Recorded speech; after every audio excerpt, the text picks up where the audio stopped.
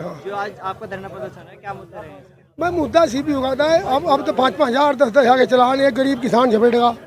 वो 400 रुपये की तो दिहाड़ी कर रहा है, 6,000 का चलान काट दिया, कहाँ से बच्चे पढ़ेंगे उसके। तो सारे उल्टे उल्टे कानून भाई, जब हमारी आमदनी बढ़ रही है हम 100 रुपये का चलान देंगे। तो जैसे कि अभी सीओ साहब भी आए थे यहाँ, क्या बात रही? सीओ साहब ने तो यहाँ किसानों के साथ अभद्रता करी और तानाशाही से बात करी।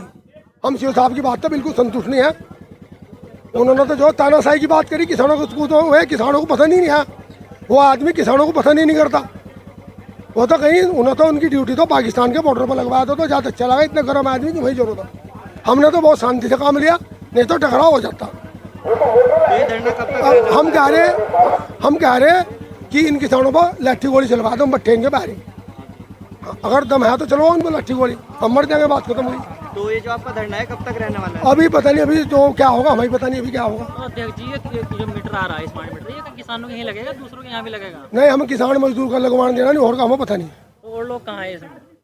और लोग कहाँ है, उन्हें भी बुलाओ अपने साथ। सब लोग आ जाएंगे, सब लोग, कितने लोग थे अभी पीछे, सब लोग आ जाएंगे। रोज सारे लोग नहीं घूमा करते।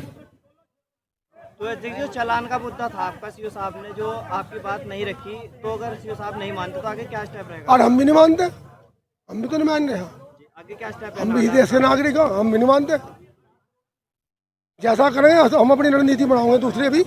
जो आज ये आपका धरना प्रदर्शन चल रहा है, किस मुद्दे को लेकर है? ये इस मुद्दे पर चल रहा है। मान लो ग्रामीण क्षेत्र से लोग आते हैं, नारसन साइड से आते हैं, बाकी इधर भगवानपुर साइड से लोग आते हैं, रुड़की सेंटर है, बलक्सर क्षेत्र से लोग आते हैं। सब रुड़की एक सेंटर है हरिद्वार जिले का। यहाँ डॉक्टर के पास आते हैं लोग, बच्चे पढ़ने के लिए आते हैं। यहाँ रुड़की तहसील में आते हैं, अन्य सारी चीज़ें रुड़ शहर से जुड़ी हुई हैं ग्रामीण क्षेत्र की। क्यों आसपास का जो एरिया अगर सारा ग्रामीण क्षेत्र का है। मान लो कोई अगर पीर बाबा कॉलोनी का बंदा अगर रुड़की में आ रहा तो वो हेलमेट लगाना भूल गया तो सर चेतावनी दो, अगर वो पूछो।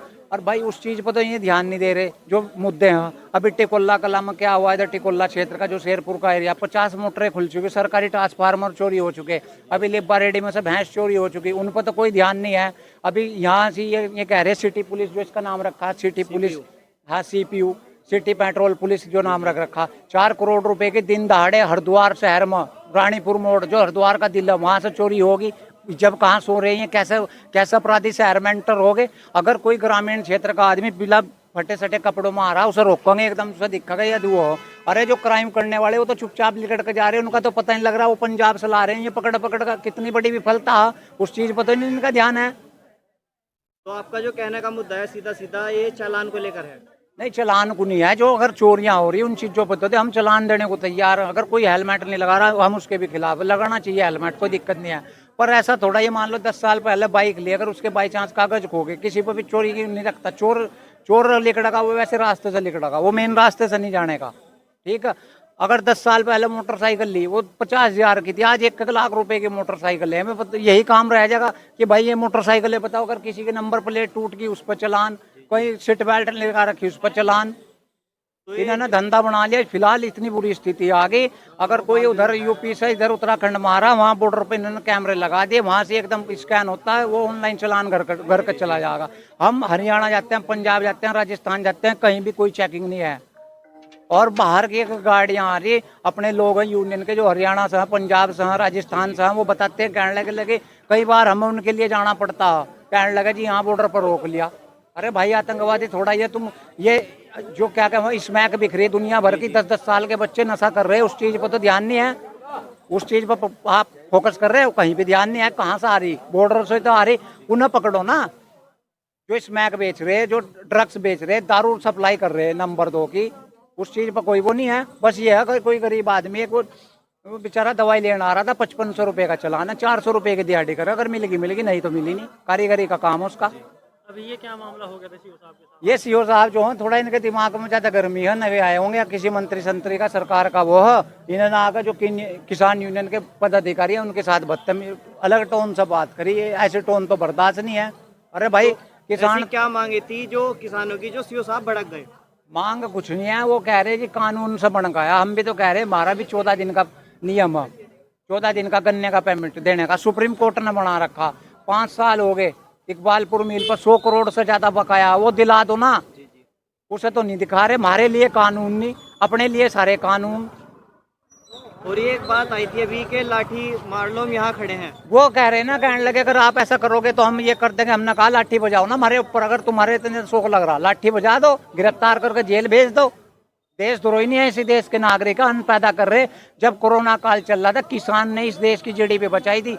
2.0 जीडीपी रह गई थी। उस समय भी किसान खेत में काम करके, मेहनत करके, हम दिन में खेत में काम करते हैं, रात को क्या कहूँ, रात को भी हमें पहरे देने पड़ते हैं कि हमारी मोटर ना चोरी हो जा।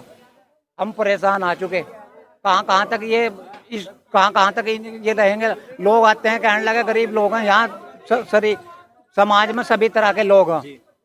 तो अध्यक्ष जी, जैसा कहता जाता है कि किसान यूनियन काफी सारी है और ये स्मार्ट मीटर का जो भी समस्या है, सभी की समस्या है, सब एक ही मंच पर होकर क्यों नहीं कहती इस बात को? देखो, सबके अलग अलग माध्यम है। उसमें स्मार्ट मीटर में मैं नहीं आऊंगा, आप भी आओगे, आपके यहाँ भी लगेगा, सबके यहाँ लगेगा। ये पुलिस प्रशासन के यहाँ, सबके यहाँ लगेगा, इसमें ये नहीं है।